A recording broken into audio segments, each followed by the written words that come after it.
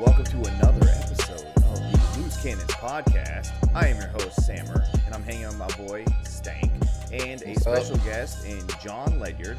And as always, this podcast is brought to you by Red Cap Plumbing and Air and BucsReport.com. What is up, not Scott? What is up, Jon? welcome to the show. Off to a good start. We're off to a good start. No, I was thinking Pewter Report, Scott, the whole thing. So Jon, you know what's so Pewter funny Report. is that when I'm on a WDAE, they did the same thing to me. They just did it to me. They said Scott when they were asking me a question, and, So and then they were like, "Oh, I'm sorry." I mean, it's because you think Pewter Report in your head. It's the first time we've had you on here, but welcome to the show, bro. I'm excited to have you on here because you are the replacement for the ranch-eating Trevor Sikkema, who once left town. The Bucs curses have all been lifted. Like everything is fixed.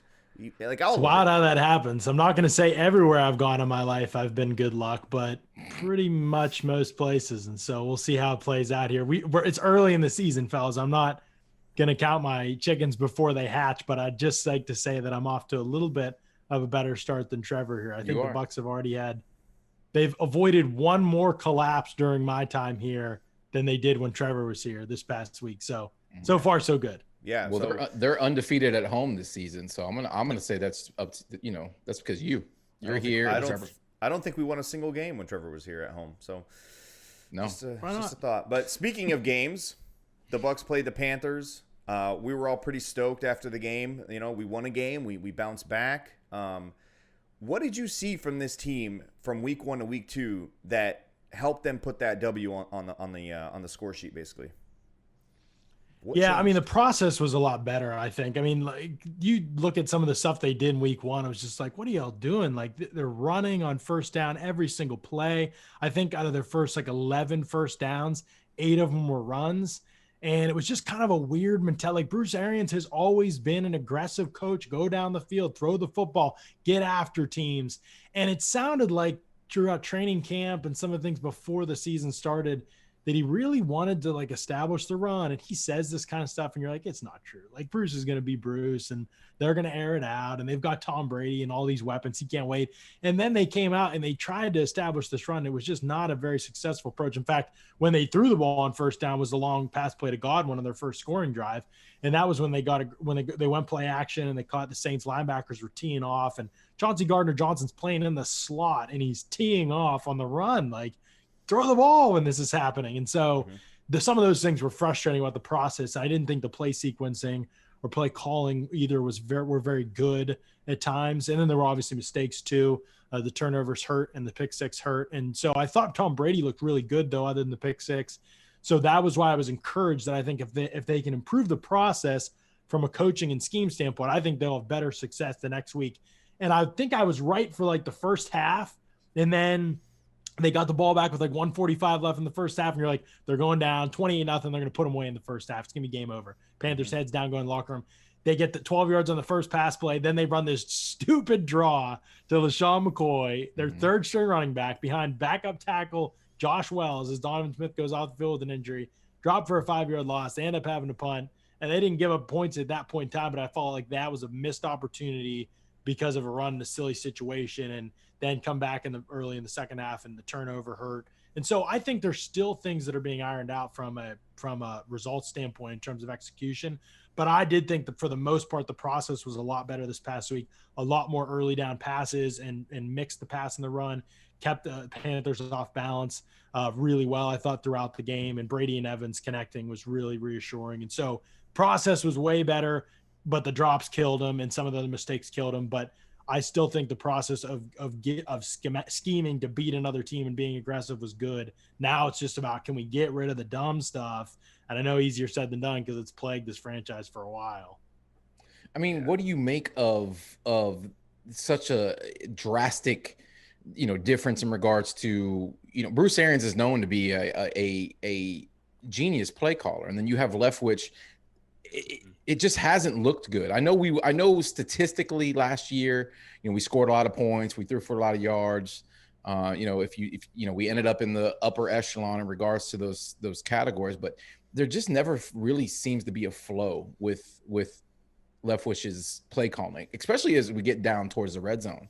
I still don't understand why we don't utilize the size we have, inside the 20.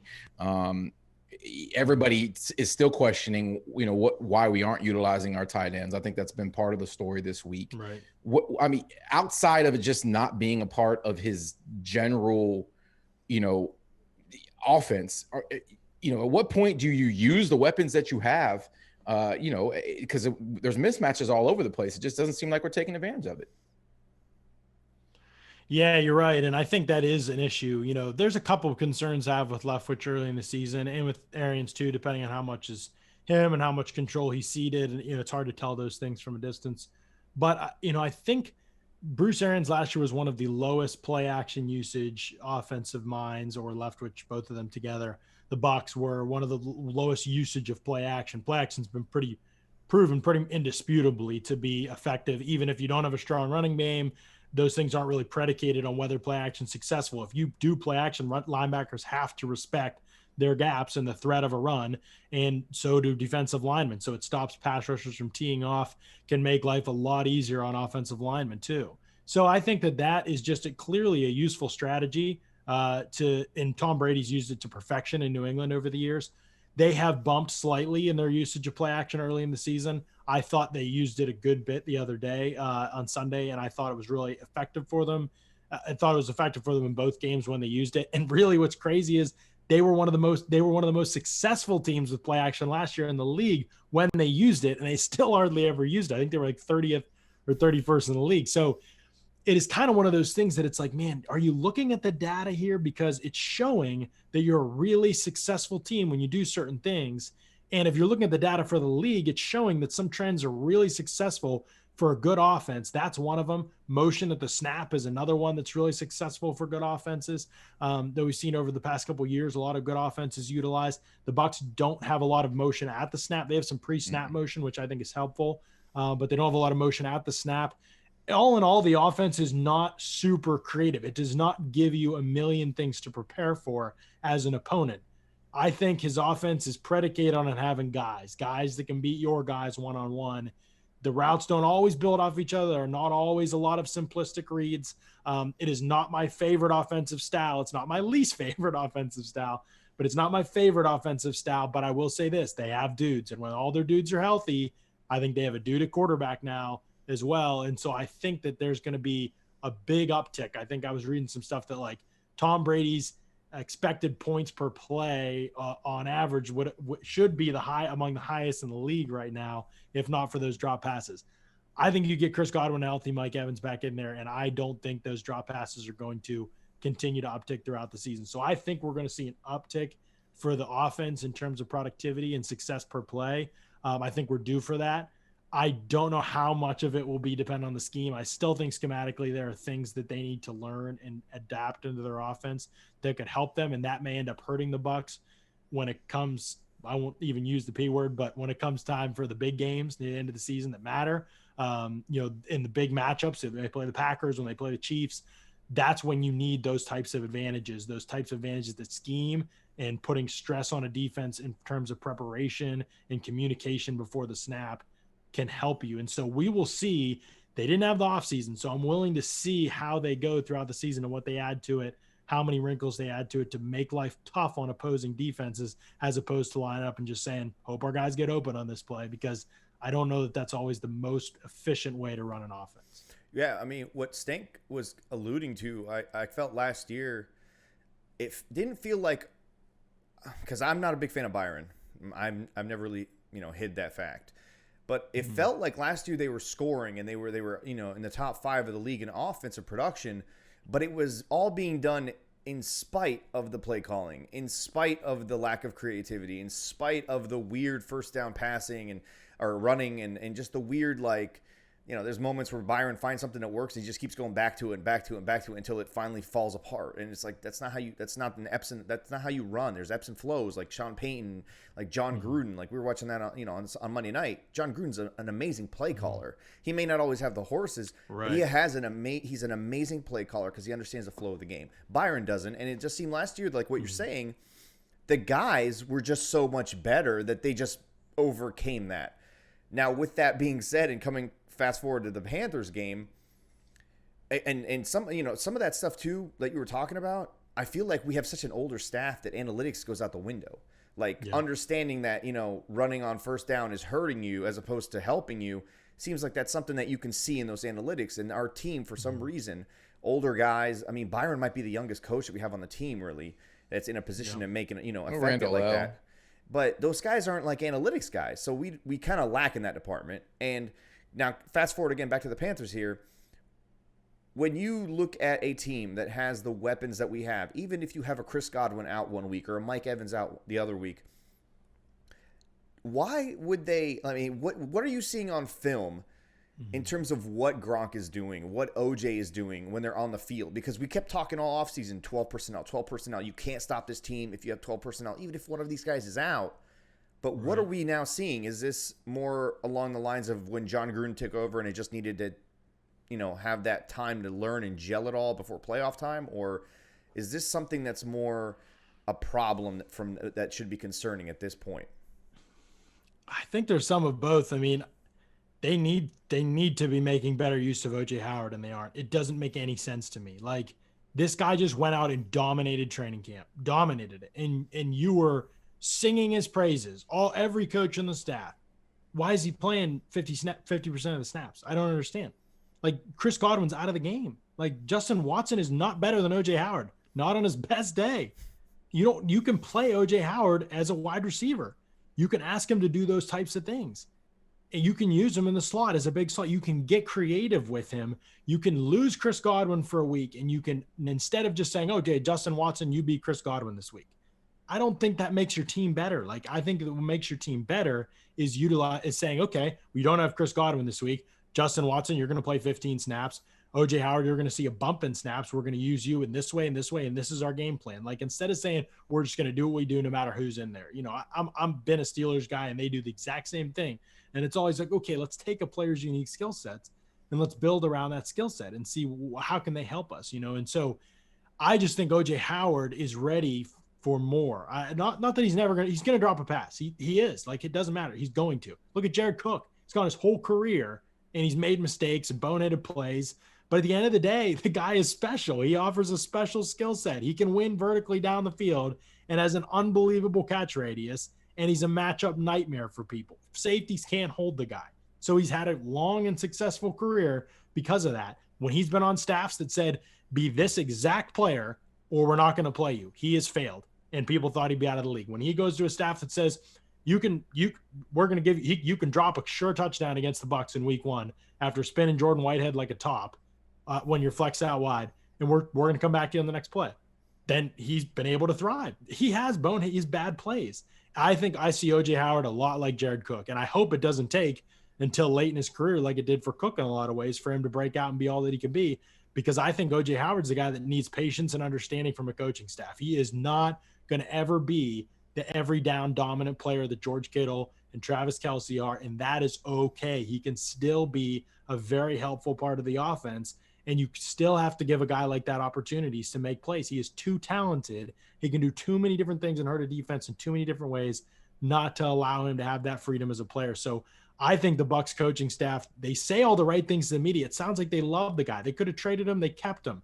I was pumped about that because to me it said, I remember Jason Light at the Combine. He said, that we've talked and we've looked at the tape and we see a bunch of different ways we want to use OJ Howard. We think we messed up more than him last season. I was like, great, this is what you needed to see. And then they get out to the season and it has been more of the same. And I really thought with Chris Godwin out of the lineup that they would do different things with OJ Howard last week, and they just didn't. They didn't prioritize making him part of the offense, and I think it needs to change. I think there's too much that he can do, too many ways he can hurt a defense, and Tom Brady's had a lot of success with tight ends. He'll throw the ball to anybody too. So OJ Howard needs to play more snaps. Gronk, I think I'm okay with him. He's been a great upgrade as a blocker. I wish he was doing more as a receiver because, he's getting paid a lot. But at the same time, the guy on this team, there's just a lot of weapons. And if he doesn't ever go off this year, I can live with it. Not saying it's the best usage of funds, but I can live with it. But OJ, to me, there's just too much there. I don't know how you let that go to waste. And he's a guy that's still in his prime, and I think he can do a lot of things to help this team. And I'm with you guys in that it's disappointing that hasn't happened. But specifically on film from game 1 to game 2 so far, like, have you seen their usage change, or have they been on the line blocking basically the entire time? Yeah, I mean, they're on the line blocking a ton, and when they are out there as receivers, when they are being targeted, a lot of the time it's in line. I mean, Gronk has been in line the vast majority of the time. OJ's moved a little bit, but again, even when he's out, he's not doing a lot vertically right now, and like it's a lot of the short game stuff. Even you've seen on his targets, most of his targets right now are inside 10 yards. I just think he's too dynamic a weapon. Last year they used him vertically down the field. Last couple of weeks of the season, you guys saw. I mean, last couple of weeks of the season, he came back. He got the offense. He was healthy again. He was making plays again. You know what I mean? And it was like, this is the guy that we saw in 2018. Like, this is the guy that he can be this type of player for your team. And this year that hasn't been the case. He's not been utilized or targeted downfield very, very much at all right now. And so, yeah, to me, it's still, I mean, they've gone 4 wide. Cyril Grayson's in the game playing. He's getting options that why is Cyril Grayson letting a ball go off his face? I don't understand. Like, he should not be in a game. He should not be getting reps over OJ Howard. It just shouldn't happen. And so that I'm with you guys in that it's frustrating to me that they haven't, if they see this talent in OJ Howard, which clearly they have, and he's like, it's not like OJ Howard's a punk either. Like, he's awesome. Like, he's an awesome dude. And I just think, like, I mean, he has put a ton of time into learning and knowing this offense. And so I just think that they need to give him more opportunities, and that hasn't happened yet. And yeah, when I look at the tape, it's kind of like, ask OJ Howard to do this instead of Cyril Grayson or instead of Justin Watson. You know, get this guy involved. Even like plays like the flea flicker to Justin Watson. Like, OJ Howard's as fast as Justin Watson probably. We can't have him run down. You know, you put him in line, it's going to sell that thing even more. Now, the Panthers still fell for it. Panthers are probably the worst defense in the league. They're one of the worst defenses I've seen, honestly, on a tape. I mean, they are horrible. But I don't understand why can't we give OJ Howard those types of plays? Like, why can't we help his confidence in that way? Get him out there on the field, get him producing, and then he's a confidence guy. He's going to feed off of that. And I think the coaching staff just needs to do more to set him up to succeed. I mean, play design, you know, has to be part of the conversation here. We don't have a speedy offense outside of Scotty. You know, our guys are not getting a tremendous amount of separation, especially in any type of quick passing game. You know, so you're going to require your line to hold up longer if you're going to run play action and those types of plays. But, you know, it just, why not help these players out by having some motion, by mixing it up a little bit? You know, I know, you know, it's just maybe Arians' offense is an old school style. He's had success in Arizona. But it just seems like when we do have success, similar to what Sam alluded to earlier, it comes, you know, tough. We don't see a lot of easy plays. We don't see a lot of guys schemed wide open. You know, and that puts more pressure on the quarterback. I thought it's part of the reason you know, Jameis Winston had a lot of failures here, because I felt like a lot of it was on him, on his arm, and on him to get outside the pocket and make these things off script happen, which seemed to be when he was most successful. Now you have a quarterback in there, you know, who's had success in the short passing game, has relied on tight ends, had the tight end offense in New England, and you have these guys and you're not utilizing them. You have pass catching backs, and it seems like we've started to utilize that. I noticed somewhat of a shift from week 1 to week 2. It appeared like there was more of an onus to get the ball out of Brady's hands quick, but you know, not to beat a dead horse, you know, it does concern me going forward. Once we start facing some of these real good defenses, when you try to stick to this bread and butter and force it down defenses' throats, you know, they're smarter than that. They've got athletes just like we got athletes. So you can't, you know, as you say, dude a guy on a dude. When they've got dudes and we got dudes, who's going to win?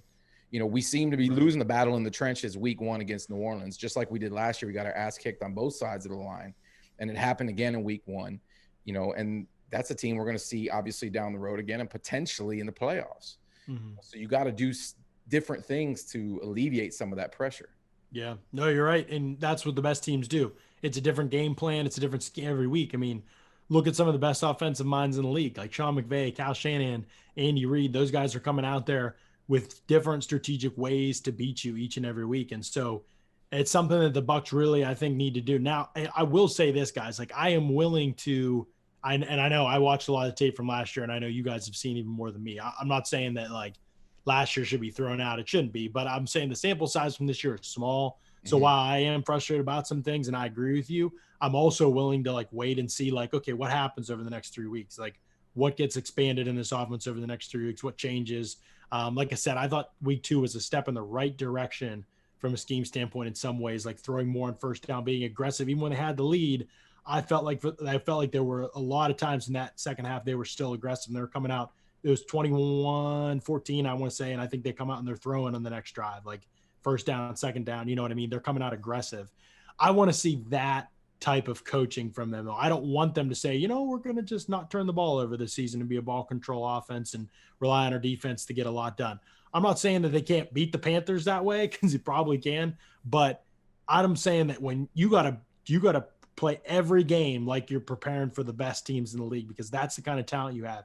And I think you need to coach that way too. Like I think you need to put your players in positions to say, we're going to attack every single play. There's not going to be any reservations about our destination from a game to game. And so that's why I felt like the Saints game, it felt like they were trying to figure out whether they could be successful or be a good offense or not. Like, can we run the ball? Let's see if we can run. Like, you know what you can do well. Like, have confidence in that, call plays like that, execute like that, and I think you'll be successful. And so I think that I'm willing to wait and kind of see how they grow into that and whether they kind of say, okay, we're realizing some things as we go here. You remember the first couple of weeks of last season. I don't know what their record was, but the Chiefs didn't look like the Chiefs. You know, they were struggling and they weren't playing that well. And then Mahomes got hurt with the kneecap. And so I think, you know, it's just kind of some things like that. There's been a lot of examples of that over the years where it took teams a while to find themselves. I'm not saying they'll go on and beat the Chiefs offense, you know, because they have a special type of player, a quarterback, obviously, you know, but I still think this is a team. Yeah, they've speed. You're exactly right. And I thought you actually brought up a good point, Stank, about speed. That's been one thing that I'm a little bit concerned about, I would say, offensively. They are not, it sounds weird to say it. I think they have like speed maybe, but they don't have a lot of like quickness. Like there's not a lot of like I watched the Raiders the other night and like Henry Ruggs is quick and fast, obviously, but Darren Waller's like, I think OJ Howard could be like Darren Waller too, but he's not on the field. So when he's not on the field, they don't have like a lot of that type of ability. Darren Waller dropped so many passes early in his career, like all these different types of, there were all these opportunities to not even talking about the off the field stuff. And he had people that believed in him and coached him and gave him opportunities. And last year he dropped passes too, and he couldn't block at all. And like, guess what? He was still the most targeted dude on the team. They still ran offense through him, and so they believed in him. And so I think you have to have a staff that lives with some of those things, from guys like him and Scotty Miller, who dropped a touchdown the other day, because they give you an element of speed and matchup ability on the field that's tough. I mean, I think Scotty Miller is an important player for this team because I think he brings a 4-3 speed and quickness that is tough for people to match up. They're going to double or bracket Mike Evans or Chris Godwin. They said last year it happened to both. That's tough. You need a guy that can just torch people one-on-one, and you're going to put your third best cover guy on Scotty Miller. I think he's going to beat him. And so I think he's an important player to keep giving roles to. And I am excited that they've had him out there over Justin Watson in week 1. And I know week 2, they did the plug Watson in for Godwin thing, but I think you'll see Scotty play over Watson. I think that's the right call. You know, Watson may do this or that better, bigger body or block better, but Scotty gives you something in the passing game you can't replicate anywhere else. I think he's an important player because of what you said. Like, I don't think this is a team that necessarily you look at them and you're like, oh, they're the quickest, most elusive. They have all these yak guys. Like, they don't have that. And you saw the Raiders the other day. They got guys that can make it happen after the catch. And the Bucs don't have a ton of players like that. Scotty, I think, could be one of those types of players. Godwin is tough after the catch. I don't know if anybody would say that he's like a make people miss in small spaces type of player, like a shifty, elusive type of receiver. No, he's Anquan Bolden, bro. Yeah, exactly. He's always tough as nails. Tough as nails. Yeah, exactly. I think that kind of explains. Right. And so, like, there's roles for all those guys. I think that kind of explains maybe a little bit of why they run the offense the way they do. Like, we were complaining last year, why don't we get crossing routes? Why don't we get pick plays where the guys are getting the ball and they can do things in space? And you're thinking about it, like, even if they got the ball to go, it's like what is Evans gonna do? He's not gonna make anybody miss. He's not Alvin Kamara out there. You know, he's not any of those guys that the Chiefs have. So it's not like you have a weapon where you give him the ball and he can jitterbug his way out of there. We don't have joystick guys. So maybe it explains a little bit of that offense. And again, like you said, we outside of Scotty Miller, we don't really have guys that are gonna get open and create separation. So the offense maybe does fit a bit better than, what a fan would want to see, because we're watching teams like, the Seahawks and teams like, the Chiefs that are just doing all these creative things. You're like, wow, I wish I had that. But in terms of the Panthers, you said they had a bad defense. I mean, they're just a bad defensive team. How much of what we saw success-wise in week 2 from the Bucs offense was simply facing a bad team? And with that being said, was it kind of the right medicine for a team that's struggling to allow themselves to kind of tee off against somebody that's not going to, push back as much on defense, to kind of allow them to learn and feel themselves out? Yeah, I think there's some truth to that for sure. I mean, I think there's definitely a part of the Bucs that, like, if they had dropped 7 passes against the Saints, probably would have been worse than what we saw in week 1. If they dropped 2 touchdowns and 2, scoring opportunities, and I think so. Yeah, so that stuff all matters for sure. I think there's a definite truth to the fact that, like, playing a team as bad as the Panthers are, and like watching the tape was even rougher than live. Like offensively, I think the Panthers have some things going on like that made it. They were tougher to prepare for. I mean, the Bucs did a great job in the first half just because pressure and turnovers. That made a big difference. Teddy's just not a great quarterback. Schematically, though, I think the Panthers have some things going on offense that are interesting, and they can obviously run the ball. I think the offensive lines adopted Joe Brady's principles really well in the run game, and McCaffrey too. But defensively, they are lost right now. Like they don't. I would say they have one above average player, and in Trey Boston, and he really isn't playing. I mean, Brian Burns is probably on his way there too. He was their best player the other day, but they don't have a lot, success or in terms of talent even right now, and definitely not playing at an NFL level right now. And so that definitely helps. But I think there are some things that still carry over. I still think just finding chemistry with Mike Evans and communication, like that fade route that they scored on, it's double move, and the corner Dante Jackson stayed on it. And he's been on a lot of double moves over his short career already. And so they knew what they were doing going after him, and he stayed on top of it and the whole way, but he kind of bailed out for the fade. And so when as soon as he turned his back, Brady threw back shoulder. And I think Evans didn't quite get it right away, but he saw the ball, he looked back and saw the ball and adjusted to it, and it made it look easy. But that kind of stuff, that like nonverbal, like I think that stuff's great. And I think that can work against other players too, and against other teams too. Establishing that type of chemistry and comfort when you're as talented as those two makes you dangerous down the stretch, I think. So I think those kind of things are good. I think that there's a lot of things that were good. I mean, you can say, oh, the Bucs, they wouldn't have put up 31 on anybody else. Well, I don't know what they would have put up, but I'm saying if they don't drop all those passes and hurt themselves all the ways they did offensively, they were going to put up 50 on Carolina. Like they would have put up 50 if it was week 9 and they had all those reps together in the regular offseason, they'd have put up 50 on Carolina the other day. Like there's no doubt in my mind. They might have allowed 14, 21, whatever. But they would have put up 50. I mean, they were just schematically, Carolina didn't have an answer for anything they were trying to do. They got a lot of open looks. And so I think that, that was definitely an opponent that was overwhelmed. You're not going to put up 50 on everybody, but I think that, you come out and produce and execute the way you should. I think this is an offense that can put up 25, 30 some points on a weekly basis against most opponents. And so you're going to get in those days where not everything's working. And that's where it's exciting to have a defense like the Bucs have, and the way that unit's growing. But I do think that, there's still a lot you can take from that game and say, you know what, we execute well. Like we can put up points on anybody. I'm not saying it's going to be as many points as we should have put up in this game, but we can put up points on people. Well, for a change, it's been a long time. We may have a defense that we can rely on to hold it down and maybe win us a game or two.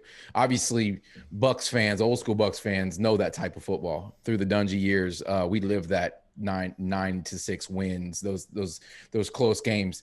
I mean, if this offense can, like you said, score 28 points, and this defense is what it looks like it could be, pass rush to me needs to show itself a little bit more. Yeah. But I'm excited about the defense. Talk to me about some of these secondary guys. I know you're a draft guy. Talk to me about Sean Murphy-Bunting, Carlton Davis, obviously Winfield Jr., Whitehead. What was your take on these guys coming out of college? Do you see them becoming a great secondary? Yeah, I do. I see them becoming a very good secondary. And if the ball skills develop for all of them, basically, they'll be a great second. They'll be a game-changing secondary. Mm-hmm. That is really kind of the number one. I mean, when Carlton Davis was coming out, I think I had a late second or early third round grade on him, something like that. What was he drafted? Was he late second? Yeah, I think he was a late second round. He was after MJ Stewart, right? So he was like 63rd or something, right? Yep.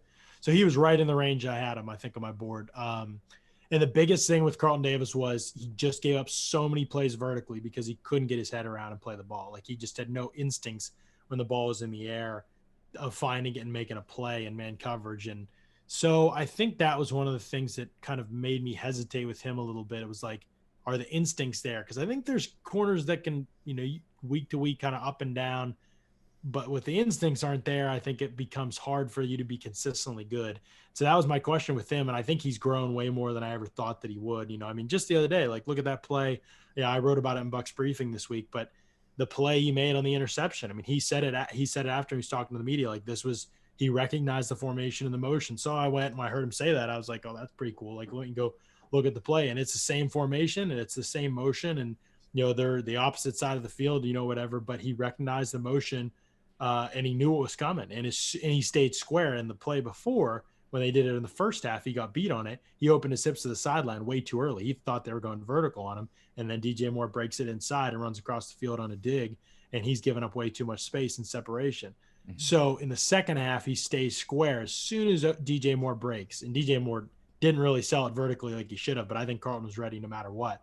As soon as he does that, Carlton breaks on the ball, and he even adjusted to an off-target throw. I mean, that pass just should have been incomplete probably because it was behind the receiver. If he throws it on target, it's an easy pick, I think, probably, or easier. But it was a hard pick because the ball was behind him, and Carlton still made the play. Just kind of a really instinctive and great IQ play. So I loved seeing that. What else was cool about that play was Antoine Winfield is playing deep safety on both of those reps, the first half rep, and he takes a deep crosser, the first receiver, the inside receiver comes across like he should. That's a fine play. It's not on him at all, that first completion. But the second time they ran it, he recognized it too, and he broke on the dig route as well and ignored the crosser. But Carlton got there first. So two young players, and Winfield's a rookie, so that's ridiculous. Second game. Two young players recognizing, right, like second game, like recognizing a slot cross concept and ID it in time to both go try and make a play on the ball. That's what gives me hope. It's like, can this unit make plays on the ball? I don't even mean just picks, but can they play the catch point and force things to be incomplete? Sean Murphy Bunting was talking to us today, and he was on Wednesday, and he was saying to us that he was in position on that 30-yard pass to DJ Moore, the back shoulder throw in the second half on one of their scoring drives. He had great coverage. He was all over the route, right off the line of scrimmage, and they could not throw it over his head because he was ahead on the pattern. So, it's like, if it's even, he's leaving. He was never even. Moore wasn't. So they couldn't hit a big play down the field until they went back shoulder. And he said he never got his head around and never played the ball, never played the pocket of the receiver. And that was why they were able to complete the pass. And that's what I saw in his 2019. That was a great pass, by the way. That was a good pass. It was a great. I mean, right. Yeah, exactly. I like those. I like those back shoulder throws, those short throws, especially with a receiver like DJ Moore. I think the Bucs should utilize some of that more often, with Mike. Oh, you can't cover it. You can't cover that. Yeah. Right. And that's what they scored on the back shoulder, that conversion of the back shoulder route early in the game. And it was great to see, because you're right. That's something you can absolutely utilize in that situation. But I think with Murphy Bunting, what he wished was, because Teddy threw it perfect with placement, but there isn't a lot of gas on the throw. And so DJ Moore actually turns around early in the route. And that's why I thought usually on those back shoulders, if it's like last second, that's impossible for a corner. But because he turned so early and kind of waited for the ball, I thought SMB could have kind of noticed that and gotten his head around and played the pocket too. And that's what I think he was saying today. And it's like those little things. I think they're all off to great starts this season. The whole secondary, is off to great starts this season for the most part. I think they need to find and make plays on the ball. Jordan Whitehead is always going to be a little bit limited in coverage. He's going to be a lot limited in coverage, just to be honest. I'm not sold on him being like a long-term strong safety for the Bucs. But he played a heck of a game the other day, and he is great in the box, and he's great against the run. He is tough as nails. He's character-wise, he's the kind of guy you want out there, smart, tough guy. He just doesn't have a lot of ball skills or man coverage ability, and so he limits you a little bit in that way. The Saints game was a real rough one for him, and so when you get a guy like Winfield Jr. in there has an elite football IQ and brings that to the film room and brings that onto the field and basically becomes that guy out there that sees it all, I mean, that has to do a lot for the, and I don't mean to oversell the guy. I'm excited about him. I did not watch a lot of Minnesota football, but as soon as we drafted him and I jumped in as a, YouTube scout, like a lot of people do, my jaw dropped. I mean, the kid just really knows. He has a nose for the ball, and that's not by accident. The kid is always around the ball. Do you see him taking that leadership role in that secondary and really helping, these other guys who are older than him but still young, bring the level of play to where it needs to be? Oh yeah, I mean, Carlton Davis said the other day, there's not a play that happens where Winfield isn't talking to him about a split, a formation, something he sees special. I mean, he's a special player, and he was 22nd player on my board, I think, in the draft class, for me. So I was a huge Winfield fan. I was higher on him. You asked about pre-draft. It's higher on him than anybody else that the Bucs have drafted in that secondary. But all those guys that pretty much were in the same range that got drafted. Sean Murphy-Bunting, I was higher on than the other corners. Dean, he was like so banged up and injured. He was a hard player to figure out in college because he was never back to 100%. And I think we still don't really know what exactly Jamel Dean is as a player. He's a freaky athlete, though. There's been some insane highs and some insane lows. And so I think we're still trying to figure out exactly what he's going to be. And it was kind of like that in college too. And then Carlton's just kind of steady. I think, will he ever be a star? That's kind of the question, but I think he's a reliable guy that's going to get a second contract. Murphy-Bunting is really exciting just because he is so cerebral and he has so much confidence in the build. Everything's kind of there for Murphy-Bunting. It's just about finding the football now. Like, that's the next step. I think he has all the ability to be kind of a lockdown type of guy, and he can play inside and outside. That's not common. I mean, guys like Lattimore don't do that in the NFL. So he's unique, I think, in that way. But Winfield, the guy that I was the highest on out of all those guys, because I think there's just special. He's a great athlete already, but the ball skills and the instincts, and then the work ethic and the mental makeup that you want in an NFL player. Hard to see like a way that he really doesn't succeed. My only real knock on him was footwork wise. I thought he's a little bit slow to transition out of the pedal and close on patterns in front of him, crossing the field at times, but I don't think he's going to blow assignments or give up plays down the field. And he's great at the catch point, and and he can blitz, and he can play in the box, he can play in the slot. And so there's just a lot he gives you. And it's just too valuable. The only reason he fell is because he missed 2 seasons in Minnesota because he was hurt, but neither of those injuries were like, this could be long-term concerning, at least from what I could see as not a doctor. But so I thought that when the Bucs picked him, I mean, if you guys saw the draft show, I was ecstatic. So he and Wirfs, they've both been unbelievable, and I love those 2 picks. Dude, just like having watched Carlton Davis from the day he was drafted with the Bucs until now, and the one thing you always had, like, picks with him in his hands and he would drop them. And then on Sunday, you see him go after the ball and catch it, and it wasn't an easy pick. Like, he fought for it. It was kind of at a weird angle, and he came up with it. And he made a play, like a splash play that wasn't just a knockdown. Like, the guy had so many knockdowns but no picks. And you're like, holy shit, like, this guy's getting it now. He's starting to put it all together. And then, the one thing that we talked about on our post-game show was Antoine Winfield looks nothing like a rookie. And you have to think that it's watching film with his father has taught him how to watch film 2 years ahead of schedule at the NFL level, right? Because that's what they tell you between year 1 and year 2. Oh, this year in off season I've really focused on how to look at film and how to break down film. This guy's been doing it in college with his dad, so he comes in and he hits the ground running. In week 1 and week 2, I mean, I don't know if it's changed in terms of how they use him, but what are you seeing on film in terms of all the space or all the spots that they're putting him in on the field as a rookie? And are you kind of surprised that they're kind of leaning on a guy in his second game to be all over the field? Like, they would put up a stat during the game. I think he lined up at linebacker this many times. He lined up at corner this many times, or slot and safety and in the box, on the blitz. He was all over the field, and he looks every bit of an NFL player in his second game. Are you a bit surprised by how much they're utilizing him and kind of leaning on him and having fun with him as kind of this wild card? Because Bulls loves these guys. And are you seeing it change? Like, did it change from week 1 to week 2 in terms of expanding his role, or has it kind of been the same across the board as you watch the film over the first 2 weeks? He's still mostly their free safety, and I don't think it's because they're afraid of playing him anywhere else, though. I think they're afraid of playing someone else at free safety. Okay. I just think that, I mean, Jordan Whitehead is just not a free safety, and they've played him there. Last year, they tried to do with Jordan Whitehead what they're doing with Antoine Winfield this year and play him everywhere, and then he's just not. He's not a diverse player. Like, Whitehead is kind of like a box safety, you know, and he's really good against the run. I wish he was bigger. I'd play him at linebacker and I'd love it, you know. You know, if a linebacker gets hurt, if, you know, God forbid they get, I'd play Jordan Whitehead more than I'd play Kevin Minter. I'm not even kidding. Like Jermaine Phillips. We did that with Jermaine Phillips. Right. Oh my God. Yeah. That actually worked out too.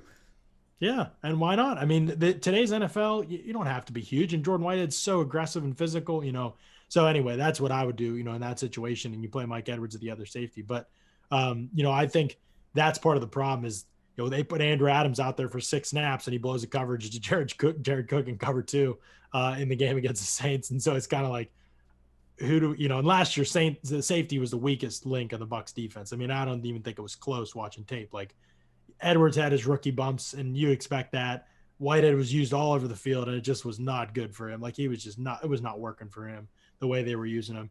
And Adams I thought he was actually reliable, which is why it's ironic that he was kind of the best guy I thought last year in some ways, like, but he was, you know, just kind of reliable and not really like a playmaker. And so I think that's one of the biggest reasons why early in camp, Bruce Arians was like, it's not going to be long until Antoine Winfield's competing for a starting job. And then he's out there week 1. And, you know, that part didn't surprise me at all. Even with the offseason, he was just he had that rare makeup. But to have 2 rookies that with no offseason that are playing at a high level the way the Bucs are, I mean, that's pretty incredible. So Jason Light definitely he's gotten to some deserved flack before first drafts, and he deserves some praise for the way that those guys have contributed early on. We've got a long way to go for sure, but, you know, I think that's one of the reasons with Winfield, though, is why he's playing deep so much still. But they're getting him near the line of scrimmage. He's blitzing. I mean, the 4th down play where Christian McCaffrey scores, I should have pointed this out in Bucs briefing, but the thing's so long anyway but that 4th down play, they kind of did that pitch, the little short pitch to Christian McCaffrey. Winfield almost caught the ball. I mean, he comes off the edge, right blitz, and he almost caught the ball. You know, and so it's just one of those things that, like, they're using him and they're moving around a little bit more in week 2 as a blitzer. I think was mainly how they were pushing him to do a little bit more. And so I expect that to maybe increase throughout the season if they feel like they can get another guy that they trust playing deep to make plays and to make things happen. Mike Edwards hasn't played a snap of defense this season. If you're asking me the most surprising thing on defense this season, that's it. Not only that he hasn't played, but that they haven't used any 3 safety looks really. Dodd Bowles did a lot of that everywhere else he's been, and they have not done that yet. So he's done 3, 4, where that goes is looks. Yeah, he's done. I mean, he loves safeties. Like, he just loves them. And so, and I know he considers Murphy Bunting to be like kind of like a do-it-all type of player too. He loves versatility in those DBs. And so I think that, yeah, there's a lot to kind of process with how they've used the DBs so far, but it has been those 5, I mean, the whole way basically this season, and hardly any subs at all. So definitely different than what we've seen in the past. They just signed Ross Cockrell. I don't think he'll be in the practice squad long. I bet he'll be up and as the 4th corner eventually. And so we'll see how all that plays out eventually. But yeah, I mean, I think those guys are who is that again? I'm sorry. I don't recognize Ross Cockrell. Okay. Yeah, Ross Cockrell. He was with the Steelers for probably 4 years. He was like a 5th round pick from Duke. He was with the Steelers for like 4 years. He started for a while, and then he was with the Panthers 2 years ago. He started there, and then the Giants last year, and he started there most of the year. He's kind of been like the guy they call when somebody gets hurt, and he comes in and he's smart and he's hardworking and he's a great guy in the locker room, like real soft spoken, you know, just a nice guy. Everybody likes him everywhere he's been. He's not like a big corner. He doesn't create a lot of takeaways, just kind of reliable and knows his stuff. And he's the kind of guy you want as your 4th or 5th corner. And they just signed him Wednesday afternoon, I think it was, to be on the practice squad. And I bet he gets elevated at some point. I don't know if Motley's ready or not, but I think just having another experienced guy at the cornerback, I think that's a nice thing for them to have. And I think he'll fit in well with the group too. So scheme diverse guys, played in like every scheme known to man. So he can do a lot of different things, and mostly an outside guy, but I think he's played in the nickel some too. John, a lot has been made this week about Leonard Fournette, Rojo. if this is I was surprised you all didn't lead with this. I thought no, we were getting there. With it. We're getting there, and a lot of people are, Rojo's going to lose his job. Leonard Fournette's job, it's his to lose at this point. He's going to take it and run with it. When you watch the tape, specifically against the Panthers, do they look different? Did Leonard Fournette? I know in the fourth quarter he seemed to kind of grind out a little bit more yardage than we saw pretty much the entire game, but collectively, and if you take away that gigantic run at the end, the sealer, if you were to take that away and collectively, like looking at him and Rojo in that game, did he stand out to you? Did he look different, or was it pretty much just the same guy just toting the rock and not getting blocks?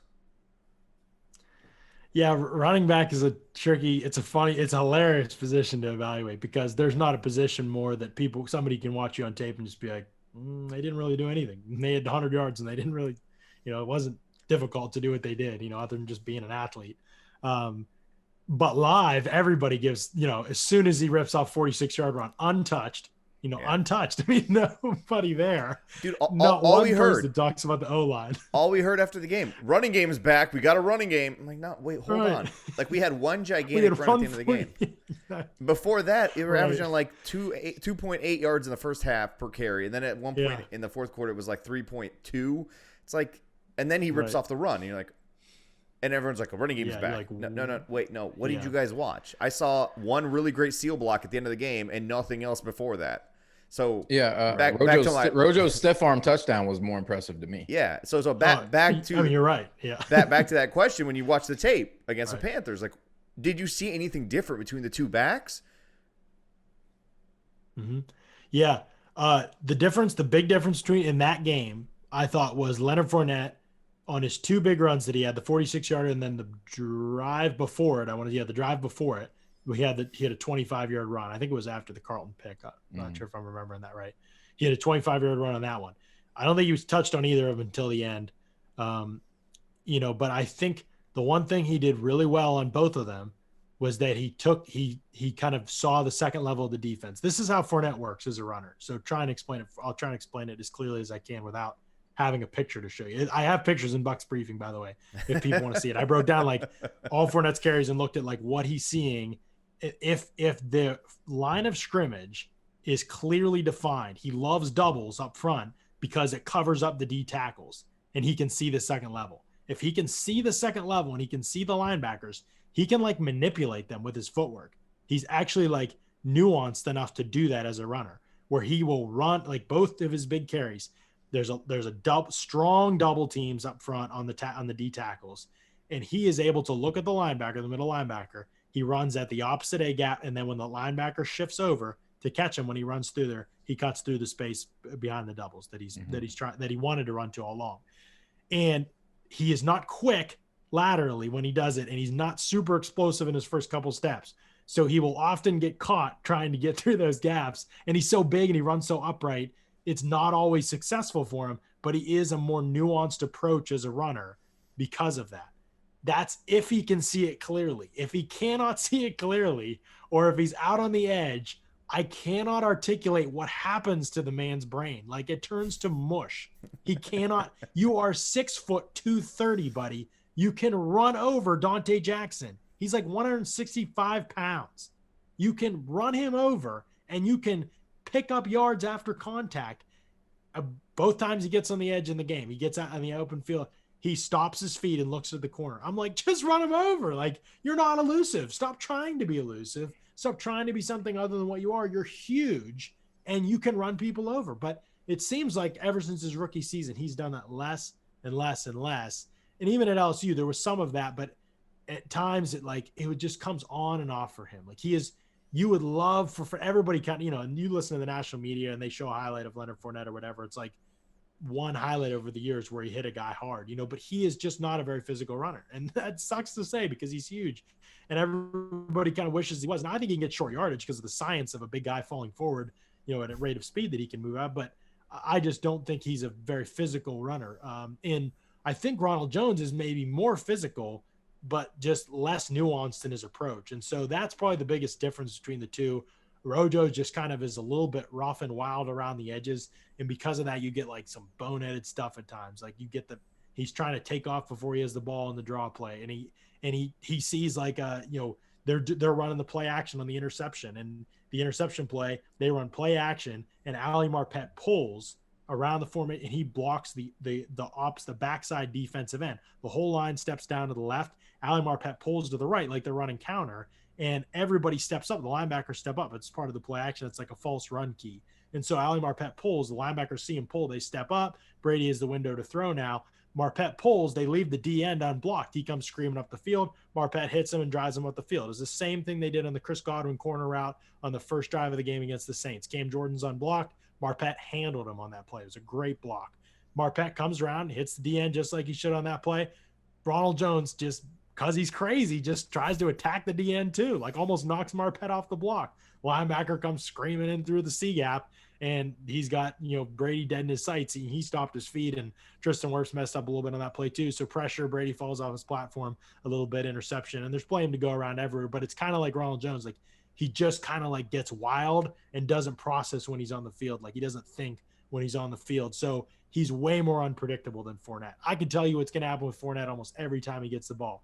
Exactly what I said. If it happens and it's clearly defined and the doubles cover guys up and he can see the second level, he can be successful. He can manipulate guys and get through gaps. And when he gets in the open field, he's fast. There's a science to a guy that big moving that fast when a DB is trying to tackle him, like from behind or from the side, But again, like when he gets out in space or he gets out, do not have him move laterally. When they were running outside zone with him against the Saints in week 1, it was the dumbest thing they could have done. I mean, he is just, don't do it because he can't see it. If everybody's moving to the side, he doesn't see it. He doesn't see a crease and say, foot's down, I'm going. Like that's just not who he is. So he's just kind of he fits in this very neat little bubble where like hypothetically Rojo can do more, but it just hasn't, like he just isn't consistent in anything right now. And so Fournette's a little bit safer all around as a player. He's not going to kill you like Rojo might. And I thought he made a great play on the third down near the return route where he caught the third down, brought it down to the 1 yard line. He scored on the next play. I mean, that was a huge play in the game. Great. He's a good receiver. That looked like a receiver, that particular play you're describing. Right. To me, okay, I want to say he's a great receiver, but compared to Rojo, he's a great receiver, which I don't what was think interesting. Rojo's very natural. Right. Yeah. I mean, what was interesting about Rojo last year is that, he's rough around the edges, but he was productive after the catch last year. I mean, 10 yards per catch and he had 30 catches or so. So it was a decent sample size and he was productive after the catch. And so I really think that was one of the reasons why they were so intrigued by getting him the ball more often as a receiver. Fournette just does not make people miss in space. Like I can't emphasize it enough. I mean, you think of the play right before LaShawn McCoy dropped the touchdown in this past week against Carolina, and Fournette catches the ball in the flat, and Rasul Douglas comes flying up and like goes down way too early for the tackle and like nabs his ankle, and Fournette goes down. And you're just like, man, I just wish the 4th overall pick in the draft could break that tackle and pick up 10 yards. You know what I mean? Like, and he's just not an elusive kind of tackle breaking type of player when he gets the ball in space. And Ronald Jones can be, but he just doesn't, again, like it's just not instinctive for Ronald Jones. Like the game just does not happen naturally for Ronald Jones the way that it should. And that's why Shady was like, oh, but I think Shady just might be cooked. I mean, he drops 2 passes. Just hard to rely on a guy like that. He gets ran over in pass protection week 1. Like it's just been tough to. So I think because of that, they are kind of in a space. And again, this goes back to your point, Stank, earlier when you were saying, this is not a team that like has a lot of guys that make plays after the catch. And, this is not a lot of team that has the guys that like, when you get them in space, like, if you use rubber outs and get guys free and like all that kind of stuff, like you would love if the running backs were part of the answer there, but I don't think they are in the passing game. That to me would be their value. You can get by with all these guys running the ball. If the scheme's right and the blocking's right, Rojo can get 100 next game. Fournette can get 100 the next game. Like I think those things are more or less replaceable skill sets to the degree that these guys exist. They're not going to be creators, but I think they can get the job done if everything else works right.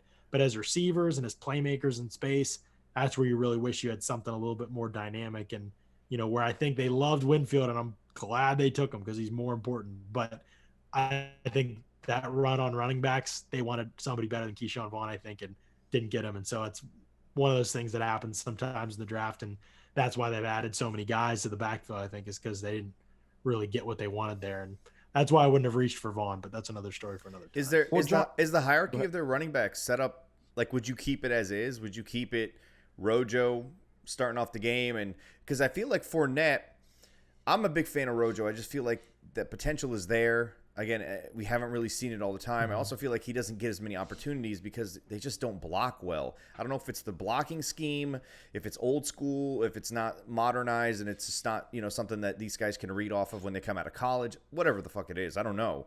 I don't know enough about it to know that answer. But when I see, I like Rojo, but when I see Fournette, I see a guy who's better equipped physically to deal with an offensive line that's not very good at blocking for him. Like I see a guy that can maybe pound it out, maybe create some hidden yardage here and there because he can use his physical. But you're telling me that he's not even really a physical runner per se. So with the hierarchy as it is, like, is that really the best approach? Let Rojo kind of come in there and start the game out, and then hope that Fournette can kind of come in there and bang, bang, bang, and just kind of have like a, that perfect play like that. I mean, I know it's not a recipe that's always going to work. But is that the best hierarchy for this team, or do you see Fournette eventually just overtaking it and becoming the guy? I hate to cop out and say it doesn't matter, but I don't know that it matters that much. I know, and I get why we spend a lot of time kind of trying to figure out, all Bucs media right now is trying to figure out who's gonna do this, who's gonna do that. I don't know that it's a big deal. I mean, like, to me, both guys are pretty replaceable probably at the end of the day, but I feel that way personally about most running backs. And so I don't think that either guy is a clear-cut advantage over the other. Like I said, you're definitely right. I think Rojo has more potential. Fournette probably is going to be a little bit steadier based on his career. Like, I think he's a little maybe more of a reliable guy. But, again, he misses space too. I mean, his vision is spotty, and when it hurt at Jacksonville too. So he left more yards on the table last game than Rojo did. There's no doubt. I mean, you can look at some of the plays I broke down in Bucs briefing, and there's a play he should have scored on earlier in the game. I mean, they had it blocked perfectly. I mean, Tristan Wirfs levels the 3-tech, and Gronkowski's knocked the defensive end 3 yards off the ball. O.J. Howard got the outside linebacker, and it's clear sailing, and he just runs right between Gronk and the guy's block. I mean, just puts his head. It just hasn't, and I saw that all the time on his Jacksonville tape. So both guys will make you pull your hair out. I mean, both guys are maddening at times for sure. So this whole topic is just much ado about nothing. I really don't think it matters that much. I mean, I hate to say it, but like, if these guys are the answer offensively, there's bigger problems because you got Evans and Godwin and Howard and Gronk and like Brady. I mean, these guys need to be the ones carrying you. I think these backs are complementary pieces, and we've seen it done where you can get by with backs this with limitations and win a Super Bowl. And I don't think that's going to be something that holds the team back at all. Yeah, but John, you have a coach who is dead set on establishing the run and pounding the run and running the ball on first down and we're gaining averaging 2+ yards a carry when you do have when the bulk of your threats are at the receiving position, at the tight end position. You got a quarterback who's as cerebral as they get and can pick defenses apart. I get you want to soften up the defensive line and all those things. I don't think we're particularly physical on our offensive line. I don't see us dominating, D lines and opening up these huge gaping holes. Yes, there are holes there at times, but we don't run the ball well. We haven't run the ball well in this town in years since Doug Martin was here. And a lot of that was on Doug because, early Doug Martin was special until, he lost it mentally or whatever happened with him. But it just doesn't. I know running the ball is a mentality. I think we got physical guys. I just don't think we do it very well. Yeah. So it's a good point. And you guys mentioned this earlier, I think, talking about the run game and why is it not more successful than what it is. And I do think some of it's on the backs. Like I've clarified, I think definitely the backs have left yards on the field. I think they left yards on the field last year. I also think some of it's a scheme. The Bucs scheme is like, they do a lot of different things.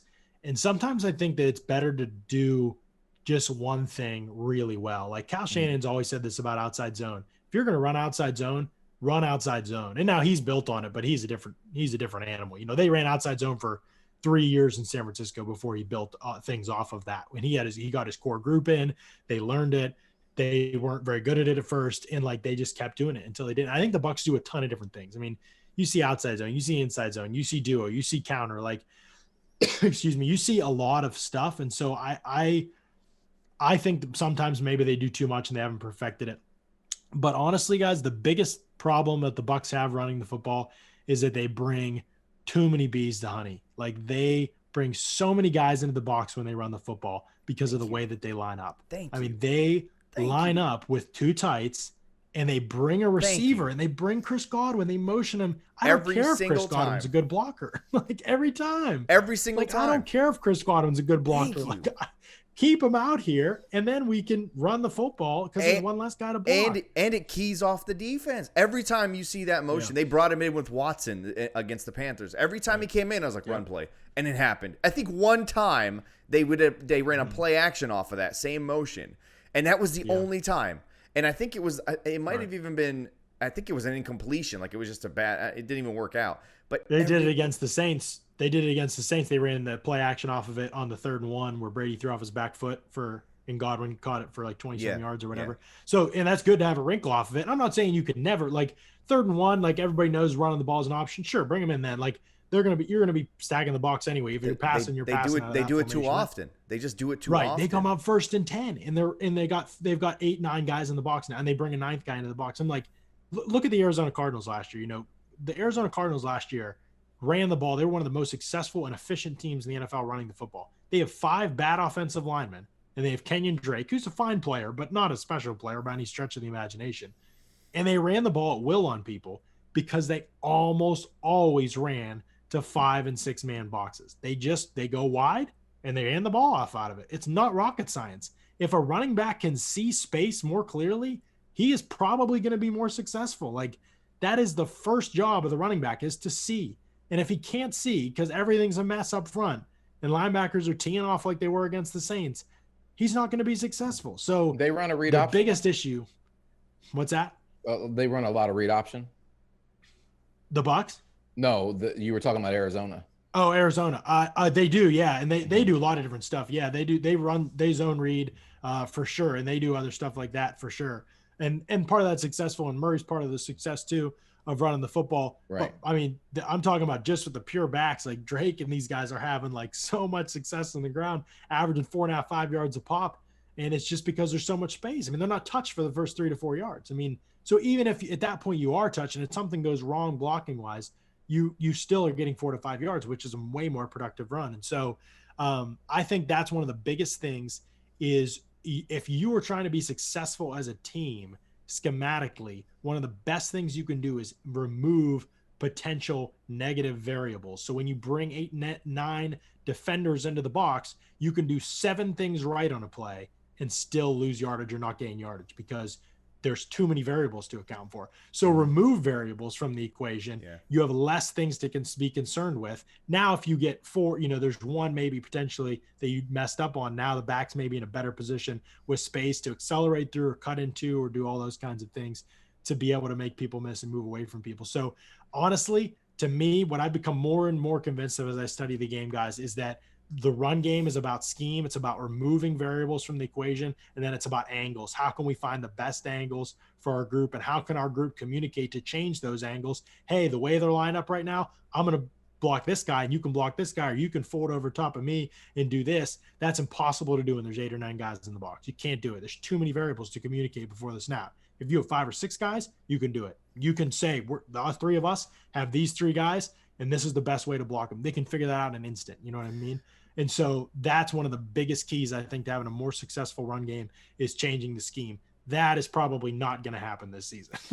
Just being honest. There's something. I've watched Tom Brady's games, since maybe his 2nd year in the league. I've always been a Tom Brady fan, just because he's like Michael Jordan, and you're seeing something that you're like, man, this guy gets it. A lot of what you noticed when he was in New England was he'd be in shotgun. He'd always have a running back next to him. And he always had the ability to just put it in his gut and let him go. And they'd be spread out wide. And they weren't necessarily good running teams, but they always seemed to get like 4 or 5 yards and then a 10-yarder and another 12-yarder. And it was always just like whether he saw it and made the change or if it was, the play call. But and so when we signed Tom, I was like, sweet, we're going to get some of that cool shit. And we really haven't seen it yet in 2 weeks, right? We haven't really seen that draw play that he just, he dictates it. He reads the defense off. We're seeing all these guys clumped in, like you're saying. I mean, take Gronk and OJ, spread them out. Godwin's out, big deal. You have Evans outside there too, and then just hand it off to any running back. They could probably get 5 yards, right? because everybody's got to worry about those other guys, and we don't see that yet. We tried it with Rojo and ended up in a fucking fumble. So I'm not sure if that was just Rojo's fault. I don't know, but it's just like, God, man, really, we finally did the thing that I've been waiting for, and fuck, it's a fumble. Yeah. God damn it. Like, but a lot of what you're saying is right, man. It's like, why are you bringing in all these extra guys? And it's so frustrating because as a casual fan, I shouldn't be able to tell you that a run play's coming and be right 9 out of 10 times, right? Imagine what guys who study that shit can like. They're getting it 10 out of 10 times. And again, in the defenses, they seem to tee off. And we talked about on Sunday. This team should set up the run by establishing the pass first. Mm-hmm. Like, make the team that you're playing just fall back and be like, shit, we have no choice but to start dropping guys off the line of scrimmage here and guard these fuckers because they're killing us. And then at that point, you've got all the space. But again, like you said earlier, like, we kind of just have to let them have these first 4 games, 5 games to kind of maybe feel this out and see how it works out. Because when we had Gruden, that offense looked like shit for like 6-7 weeks. We just had such a ridiculously amazing defense that it didn't matter. I mean, we beat the Bears, I think, like 6-3. And then we went up to the fucking we shut out the Ravens, but I don't think we scored an offensive touchdown the first 3 quarters of the game. Yeah. And we beat them like 28-0. It was crazy. We had a punt return, we had an interception, we had Derek Brooks going to the end zone for fun. It was crazy. And like, John Gruden's offense took some time to put together. So I'm letting this kind of work itself out and trying to hold back the frustration of it all. But Stank kind of wears that a little bit more on his sleeve. But it's been a wild 2 weeks, man, because we've seen the lowest of the low in terms of the loss. We've seen the highs. We're trying to kind of get there in the middle. I don't even know where I'm going with all this. I'm just kind of elaborating. I mean, I think you're right though. Like, it's one of those things where you wait a long time for, and you could say what you want about that, Bucs defense back then. I think it was a great defense, obviously, but 2020, you're not gonna win unless your offense shows up. I mean, you're just not gonna win, game, right? Man. Like, it is. It's just different game. I mean, you could, it is. And offense has to be productive and efficient and consistently, I think, to be in those situations in 2020. And so why it's important. John Lynch knocked his brother-in-law out on the field. He'd be ejected and kicked out of the league for half of the hits that he has now. Yeah, we had a bludgeoning, defense back there. You wouldn't want to go across the middle against. These days, man, you can't touch a guy. No, but it's a different game. It's a totally different game. John, we've let you break down some X's and O's, let you talk about stuff, that I don't know how many people care about this shit. But wait, before I have one question for you, and it's way off the cuff. Uh-oh. Go for it. Before you ask the big, most important question, Josh Rosen, tell me about him. Like, is there a reason to be excited? We're supposed to be breaking down week 3. We're supposed to be breaking down week 2. Sorry. Listen, John knows that. I trust John's opinion. I trust his opinion. You should. I trust his opinion. You should trust my opinion on Josh Rosen. I want to know your opinion on him. I ask you because I know you follow the draft. Obviously, people are saying he didn't get a fair shot in Arizona. He didn't get a fair shot in Miami. If this Brady experiment fails, or after 2 years we move on, can I be excited about a guy like Josh Rosen, or should we be considering what's next in the draft in the future and drafting a future quarterback? Oh, we're going to trade for Aaron definitely. Rodgers. Oh yeah, definitely considering what's next. I mean, you leave at that position, you leave every option open, until it's been clearly proven on the field. Just the reality of the situation is that Josh Rosen becoming a successful starter in the NFL would be like a pretty wild story at this point. I mean, we just haven't seen that. I mean, he's been in the 2 worst situations in the NFL the last 2 years. 2 years ago, Arizona was the worst situation in the league. It wasn't close. Last year, Miami, worst situation in the league, wasn't close. And even in the midst of that, you need to see a quarterback do something, and we didn't see that. Now, Josh Rosen was my QB1 coming out, so real sensitive subject for me. As soon as he got drafted by Arizona, as soon as they traded up for him, and I was on a draft show, and I was just like, that's it. Like, done. I knew, I mean, they were terrible. They were terrible, and Steve Keim was a terrible GM, and they were just set up to fail that year. And I remember saying on our podcast with Trevor right after that, I remember saying, like, I think he's going to have the worst first year at least out of the group, and then we'll see what happens. Because it was just, everything was terrible. I mean, it was just so bad there. And that matters a lot. Like, and I'm not making excuses. Josh Rosen was an evaluation lesson for me. Like, there were things that I needed to learn from his evaluation that will matter when I go and scout quarterbacks in years from now. that were important for me to learn. Having said that, if Josh Rosen was in like Josh Allen's situation in Buffalo with like literally every other player on the team is a good starter and the coaching staff's unbelievable and the GM's unbelievable and the culture's unbelievable and the stability, and Brian Dable's like incredible. I mean, Josh Allen completed like 49% of his passes, and now he has him as like at least a competent starter, if not way better than that. I mean, if Josh Rosen had that, we'd be talking about a different. I mean, he would never be in Tampa Bay, but so I don't know how good he'd be, but I think he'd be better than this. But as it is, I mean, we just got to see what happens. Clyde Christensen today, we asked about him, or Wednesday we asked about him, and he was just like, I don't even know. He was like, I mean, we gotta develop a plan for him. We haven't even done that yet. I'm like, great.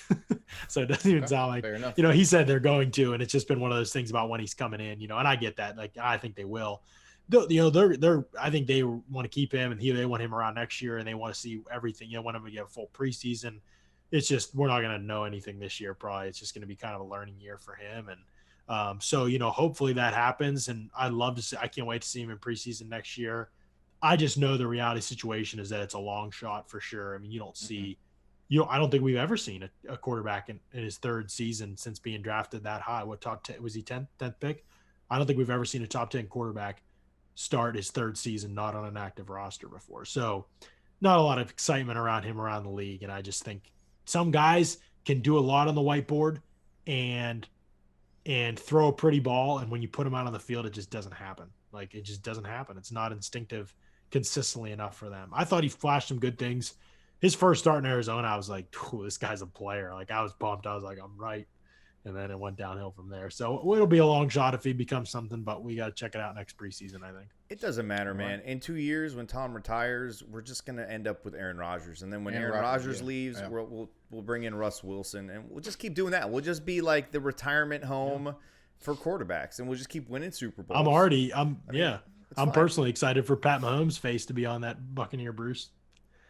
That's a great. That'll be years from now. The next one's going to be Aaron Rodgers. It's clear. I mean, we've got several greats to go before that. It's easy. I mean, we're be counting rings like LeBron and Wade and Bosch were on those stools that one night. But listen, man, all of this is whatever. No, I don't know how many. Yeah, none of this really matters. Yeah, I don't know how many people have already turned off the podcast at this point because it's so boring. This has been the most seriously. Yeah, it's like this has been a football podcast. Where am I? I was I was really surprised it was this football oriented. I thought I was gonna get like some off the wall shit and like it was gonna be crazy. Don't worry. Well, kudos to you. You obviously know your X's and O's, man. And I mean, awesome. We had to bring up. If we're gonna have you on here, we got to ask you the stuff that you know. We can't just start asking you, how do you paint a wall and tape off the corners? What the fuck's that even about, So listen, the stuff that matters. I could probably tell you that. Yeah, I could too. But listen, the stuff that matters, right? The reason the people tune into this show, believe it or not, are these next two questions. And these next two questions, they're nothing to scoff at because these determine if you're ever going to be on the show again. I mean, if you haven't noticed, we haven't had Trevor on here in a very long time. Yeah. Right? Wow. A very long. There's a reason for that. This is not an accident. It's not a scheduling snafu. There's a reason Trevor hasn't been on this show in a while. He's coming on at the end of the week, by the way. Yeah, we're letting him redeem himself. We're giving him another chance. I'm really going on the same week as Trevor. Yep. Mm-hmm. So yeah, you're the new Trevor. So that's can't screw it up unless you fuck this up. So listen, this is a two-parter. All right. When you have. I'm assuming you're a fan of wings, right? Any man's man is a fan of wings. Okay. Yes. Football fan. All right. Yes. So all right. Yes. So when you have a wing, you need it just covered in sauce to where you just got to use a whole roll of napkins and paper towels just to keep your hands from putting that sauce in your eye. Or are you going dry rub? Wow.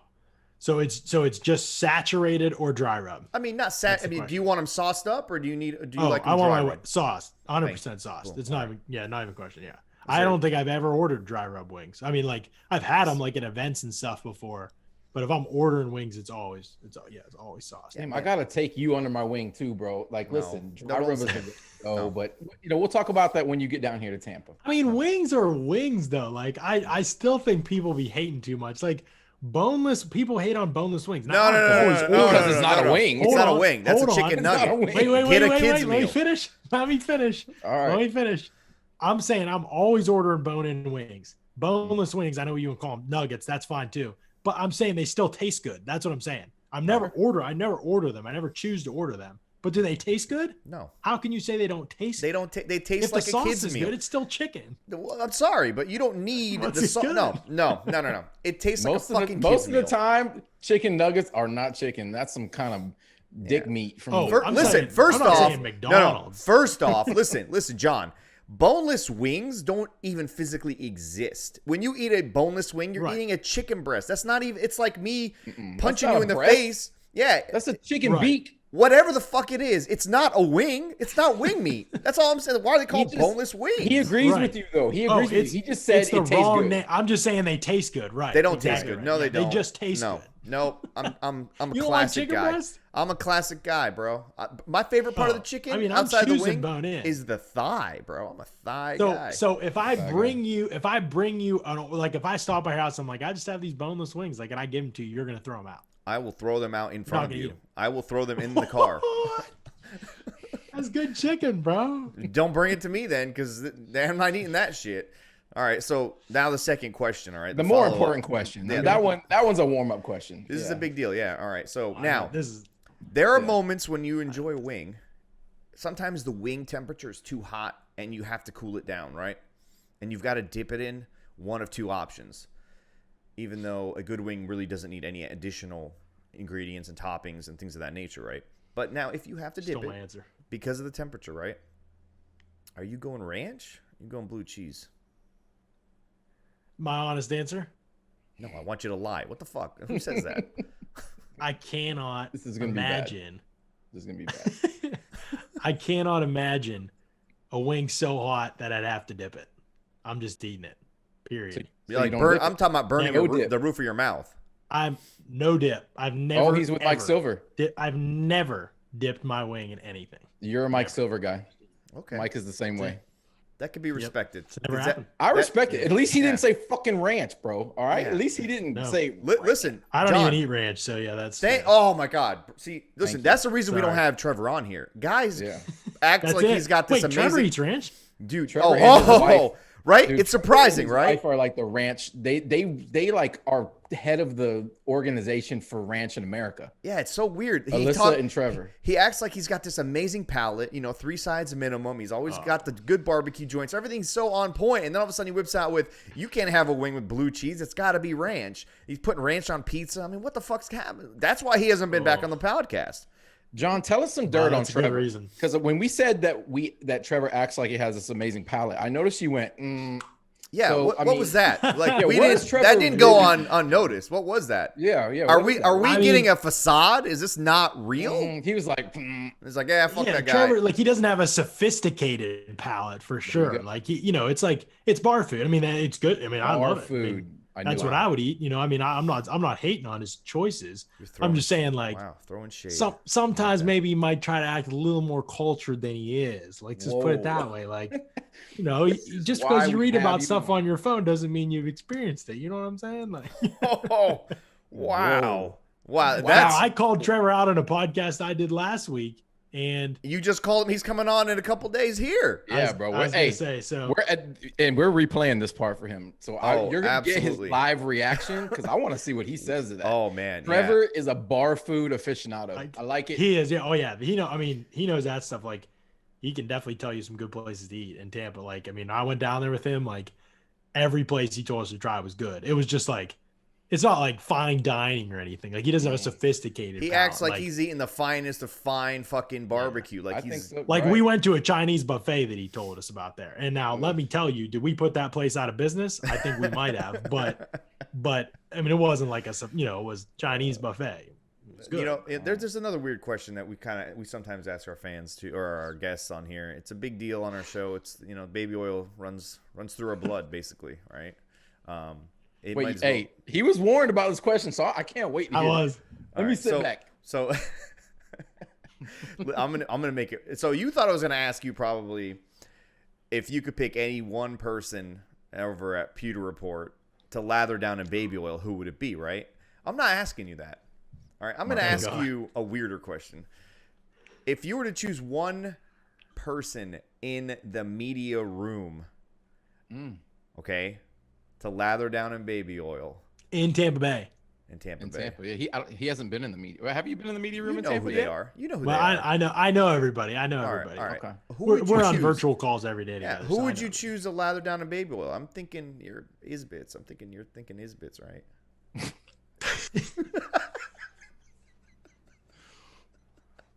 You have to answer this question, or this entire recording gets thrown out. Okay, let me ask it. When this podcast link gets tweeted out, is that person going to be tagged? Absolutely, it will be. Because a clip. I have not met these people I've a few of them in person over the years of being in, Right. but I haven't met a lot of them in person. No, listen. I'll put it this way: no one's gotten in trouble for being on our show yet. Okay, all right. Yeah.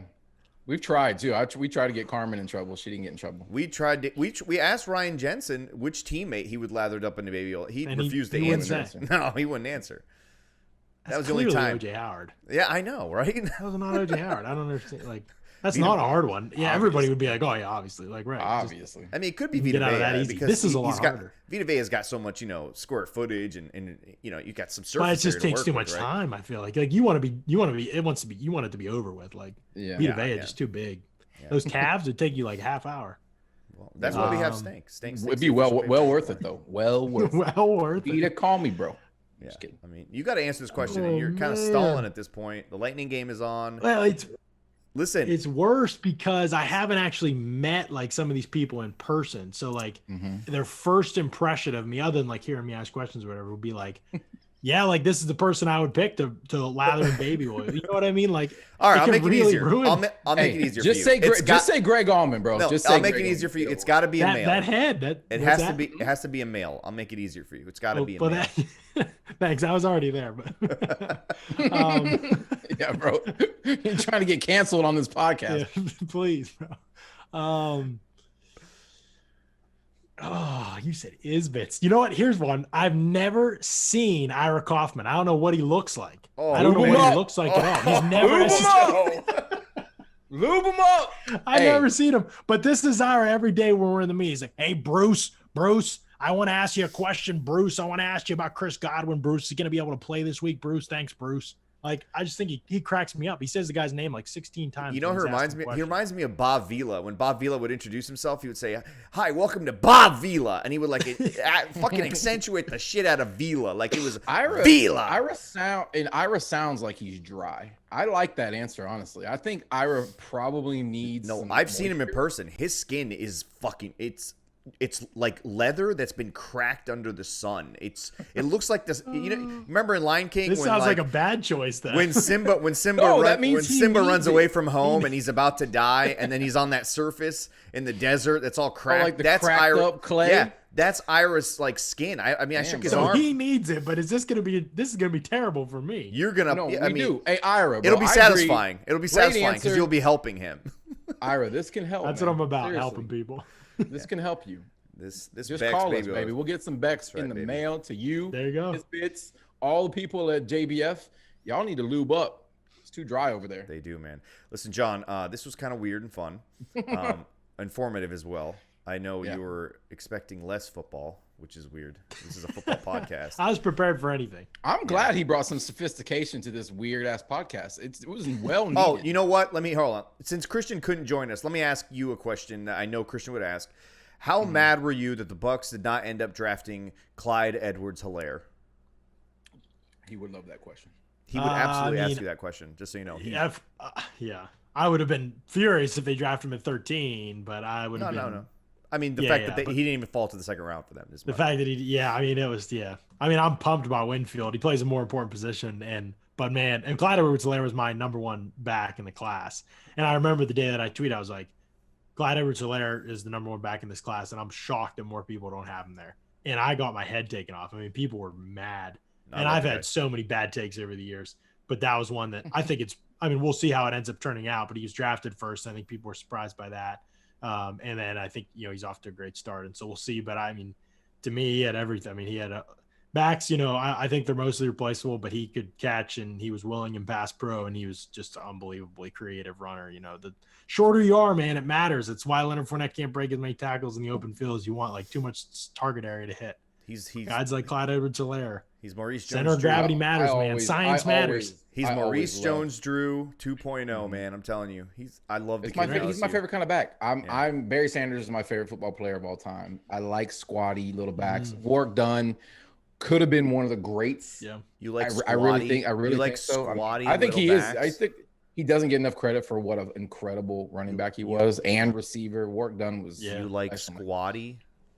I love little squatty, the little tiny 5'7", hood rat, Cohen's. Like that hood rat girl. You're talking about girls, right? Oh, those two, bro. Squatty little back. Yeah, I like them. Yeah, that's fucking weird. I like them squatty. Hey, John, thanks for joining us. Guys can't get me canceled on this pod. No, we tried. It didn't happen. Whatever. All right, John. Not gonna get me to say anything. Thank you for hanging out. I'll let you tell people where they can read all your stuff and learn about football from you, and not weird things like this show. Yeah, you can learn about football and weird things from me at Ledyard, Ledyard NFL Draft on Twitter, and then follow my stuff over at Pewter Report. I'm on the Pewter Nation podcast a couple times a week too, and so yeah, lots of fun stuff going on over there. Tell Mark we said hello, and that. Well, no, I'll leave that off. All right, man. Thanks for hanging out. You just text him that. Yeah, I'll do that. And Taylor and Scott and Matt, everybody over there. What's up, y'all? Yeah, man. What's up, I'll tell guys? him.